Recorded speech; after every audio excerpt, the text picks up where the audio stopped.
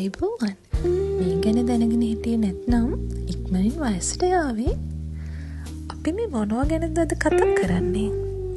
අද අපි ඩීසීක්‍රට්ස් තුලින් කතා කරන්නේ කොලජන් අඩංගු ආහාර වර්ග ගැන. අපි කලින් දවසක කොලජන් ගැන කතා කළානේ. අද අපි කොලජන් අඩංගු ආහාර ගැන කතා කරමු. Bone root soup. ස්වභාවික කොලජන් වලින් පිරිපුන් බෝන් රූට් සූප් වර්ගය ගැන ඔයාලට අහලා ඇති. සෙමින් තම්පාගත් බෝන් රූට් සූප් වල කොලජන්, ග්ලයිසින්, ප්‍රෝලීන්, මැනවින් අඩංගුයි. සම සහිත මාළු.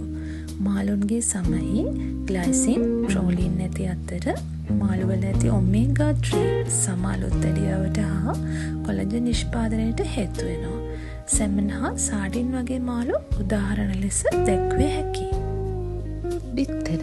බිත්තර සුදුමාදයේ කොලජන් සෑදීමට අවශ්‍ය ඇමයිනෝ අම්ල වලින් එකක් වන ප්‍රෝලීන් අඩංගු වෙනවා.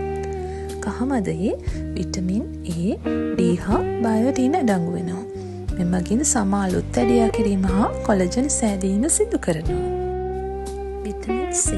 විටමින් C නැතුව ශරීරයට කොලජන් නිපදවීමට බැහැ. කොයිතරම් කොලජන් බහුල ආහාර ගත්තත් විටමින් C නැත්නම් කොලජන් නිෂ්පාදනය වෙන්නේ නැහැ. දොඩම්, නාරං, ලෙමන්, කිවි, ස්ට්‍රෝබෙරි, පෙපොල් වගේ පළතුරු හා බෙල් පෙපර්, බ්‍රොකොලි හා කොළ පැහැති එළවලු කොලජන් සක්‍රියකාරකයි. සල්ෆර් බහුල ආහාර ගැනීමෙනුත් කොලජන් නිෂ්පාදනයට උපකාරී වෙනවා. ලූණු, සුදු ලූණු හා ගුවා වගේ දේවල් වල සල්ෆර් අඩංගුයිනේ. සල්ෆර් අක්මාවට හිතකරයි. එමගින් අක්මාවෙන් සිදුවන ශරීරයෙන් අහිතකර ද්‍රව්‍ය ඉවත් කිරීමේ ක්‍රියාවලියට උපකාර වෙනවා. එය කොලජන් නිෂ්පාදනයට පහසුවක්. ජලය. කොලජන් තන්තු නම්‍යශීලීව හා සජලීයව තබා ගැනීමට ජලය අත්‍යවශ්‍යයි. අනිත් වැදගත්ම දේ තමයි සීනි හා සැකසූ ආහාර වලින් වළකීම. මෙමගින් කොලජන් විනාශ කරනවා. මේ ආහාර දෛනිකව ගතහොත් ඔයාගේ සම ඇතුළතින් ස්වභාවිකවම ලස්සන වෙනවා. සමාලුත්තඩියාවට කාලයක් ගත වෙනවා තමයි. යම් කාලයක් ගත වුණත් සමායත් ගොඩ නැගෙනවා. ඒ නිසා විශ්වාසයෙන් ඉන්න.